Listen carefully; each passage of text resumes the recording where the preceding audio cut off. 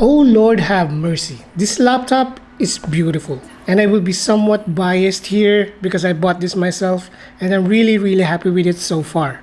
Now this gaming laptop is priced at 129,000 pesos or around $2,500.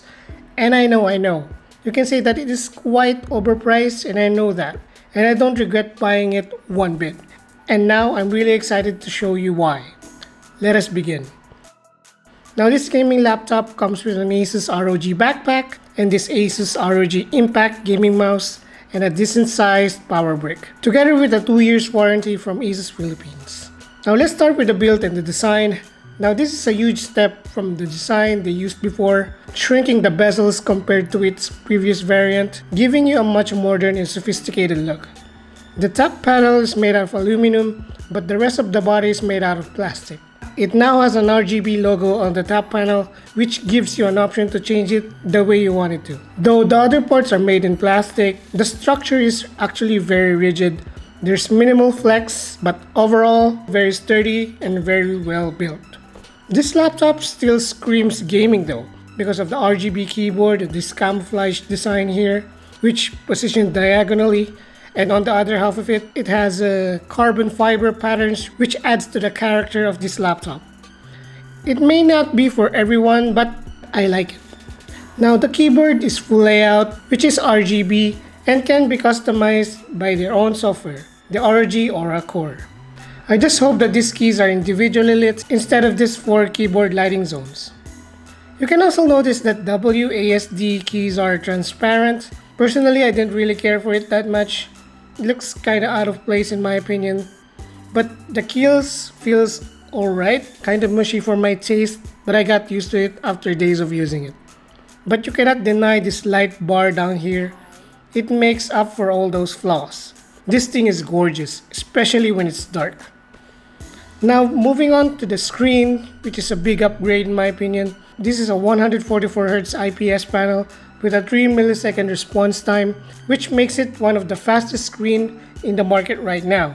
The colors are also very accurate, so you can use this for video creation or photo editing, and also for gaming of course at the same time, pushing those frame rates for a buttery smooth gaming experience. This is one of the main reasons I bought this laptop is because of that screen. It's vibrant, it's color accurate, though the resolution is only 1920 by 1080p, and that is fine with what I do. The webcam is awkwardly placed at the lower side of the screen, which is not a great placement for it, but the quality is alright for Skype calls but not really recommended for streaming. Now the port selections are great. On the left side you'll see the Ethernet port, a mini display port, 2 USB 3.1, 1 Type-C which unfortunately not Thunderbolt 3, and a headphone jack. On the other side, you have another 3.1 USB port and an SD card slot, which is a huge plus for me as a content creator. Now the trackpad is slightly positioned on the left, and it is quite small in my opinion, and it has a dedicated button for the left and the right. It is also powered by Windows Precision software, which gives you a more accurate tracking and more stable scrolling. Now moving on to the specs. This is rocking an i7-8750H, which is a 6-core 12-thread CPU, a full GTX 1070 GPU, not the Max Q1 but a full-fat 1070 with 8 gigs of VRAM, a fast Toshiba 256 NVMe SSD with a 1TB hard drive, and it has a 16 gigs of single RAM, upgradable up to 32 gigs for dual channel. Now the speakers here are really great. The mids are clear, the highs are really good. It has enough of bass power, which really surprised me, and it never distorts even in max volume. This is by far the greatest speakers I've heard so far in a gaming laptop. The sound is full and the sound stage is great. It reminds me of speakers they used on MacBooks, which is saying something. Now I've been gaming in this laptop for over a week and the experience was amazing. The 144Hz refresh rate is smooth as silk and I've never had any hiccups so far.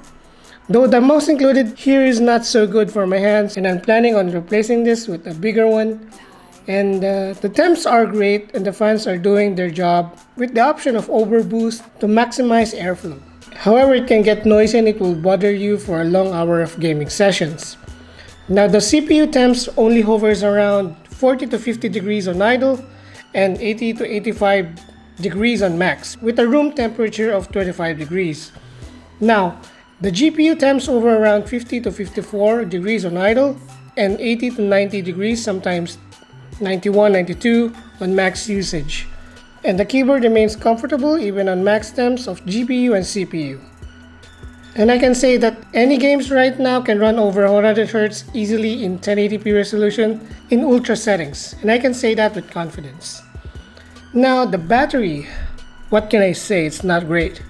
It can only last 2 hours of heavy usage before it dies, so better have it plugged in for long hours of use, especially when you're gaming. Now this laptop is not for everyone, of course. Given the steep price, this will be obviously a tough sell. There are other laptops out there with similar specs that cost significantly lower than this one. This is, I consider, a niche product in my opinion, especially for people who are a deep ASUS ROG fan like I am. Now that concludes my quick review about this laptop, and if you're interested in buying this laptop, I'll leave a link down below. So I'm curious, what do you guys think? Leave a comment down below and I'll be more than happy to answer all of them. Don't forget to subscribe to my channel for more content like this. And don't forget to like this video and share it with your friends. That's it guys, thank you, and I'll see you on my next video.